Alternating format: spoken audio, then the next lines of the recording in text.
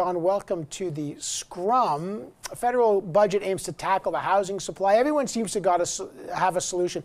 What's the problem here, Don, and is there any solution to drop house prices? Well, it won't shock you as an economist. I'll go right to the mantra, demand and supply. If you've got a price going up, it suggests that you've got an excess of demand over supply. And we have that in a fundamental sense and a temporal sense. The fundamental sense is that we have been increasing the demand for housing faster than the housing supply has been increasing. And that's even despite in 2021, we had a record high housing starts, 243,000. So we've had that underlying demand for quite some time. And then that got exacerbated by the collapse of listings, and in part due to COVID. People didn't want to have a lot of people going through their homes. And so you were chasing a home. You typically had a very small supply, and we got into these crazy bidding wars and the like. That itself may resolve it to some degree, but we're still back to that fundamental imbalance between the demand and supply. The budget may help, but it's at the margin. There's not that much the federal government can do. This is a provincial and mainly a municipal issue. Okay, Joyce, the politics of this. I mean, the Liberals commit $4 billion to help municipalities speed up construction on zoning, but they're trying to increase supply. Don says materially they can't do much. What does that mean politically and policy-wise?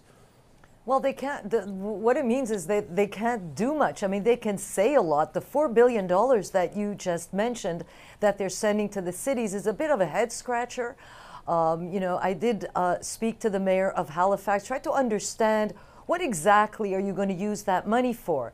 So it's to speed up, you know, construction permits, to get rid of all the red tape that the cities impose. It gets very difficult to even renovate your house. You need a whole bunch of permits. So maybe if we can speed that up, maybe if the cities can get a little bit, modernize their system, get all the stuff online, you know, get rid of all the paper, maybe that will help. It seems to be a lot of money to solve a problem that nobody can really define. That I've asked a few people, mayors and others, to just tell me what exactly that money will help. I thought we already paid municipal taxes. And do we really need $4 billion from one level of government to the other to solve the problem? Or is this just the federal government trying to show, look, we are doing something because we've got to do something. We know this is a big issue. Tana, what are the politics of this? I mean, is this a political termite problem that politicians are throwing a coat of paint on that may not actually solve it? Well, to a certain extent, actually, if you peel away all the rhetoric from all the parties, even the Conservatives and within their own leadership race, Mr. Poilievre, who says he's going to force municipalities to give permits and cut red tape. I mean, if you peel away a lot of the rhetoric, they're all proposing a certain variation of all of the same solutions, which is to say address the problem that Don outlined in terms of broader questions of supply, try to increase eventually the new housing units over a decade for the population looking to buy new homes, including an immigrant population. But the fact is that it very much is a complex problem with a lot of moving parts. I think perhaps the bigger consideration for the governing Liberals and their governing partner, the NDP, is what do you do for housing for those who can't afford it and those who are struggling to afford it? And therein, there are some differences in proposals, and perhaps there's still some room to apply some solutions. But if you just make houses cheaper by giving people more money to buy more houses, well, you're just increasing demand when you still haven't increased the supply. So complex problem, politically challenging for everyone, and I think, you know, everybody should be buyer beware of easy political solutions is what I'd say. Yeah, Don, let's go back to the numbers on that. It's hard to increase the supply. So how do governments communicate this and what can they do, Don Drummond? Yeah, there's two things that will make a big difference. And the first is that we accept higher density. And that's going to be a bitter debate. It has been a bitter debate all the time. It's going to be a big debate. If we travel around the world and we go to large cities, they live up on top of each other. Hong Kong, Tokyo, United States, France, London, you name it.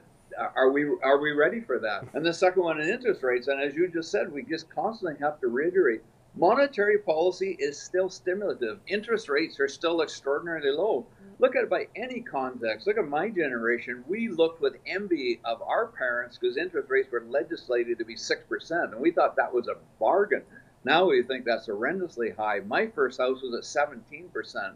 A lot of people went through that. And now we've got these rates. You can get them below 2% for a while, and people normalize it, and they think that's what they should be. That's what they could afford. These are not normal. Tonda, does this become, this affordability issue with inflation at 30-year highs and house inflation going crazy, does this become the dominant sort of economic issue domestically facing Trudeau?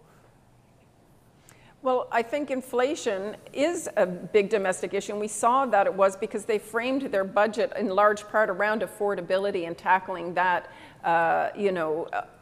even though they're faced with other crises such as the war in Ukraine, they have an energy and climate change huge issue. But affordability has been on this government's mind for a couple of years, and I think that it remains a big challenge. Their answers are, look, we're going to help people with childcare, we're going to help them with housing, we're going to help them try and better afford the cost of living that they're facing. But those are longer term solutions. Yes, you might be able to get more women into the marketplace, into the workforce. But the fact is, gas and groceries is really weighing on a lot of people's mind. Rent is on people's mind. Mortgages and the possible increases to them is on people's mind. So, look, I think it's going to be a huge political challenge for, even though there's going to be some stability with the minority government for the next couple of years, I think you can bet your bottom dollar that this is going to be top of mind every question period from here on out.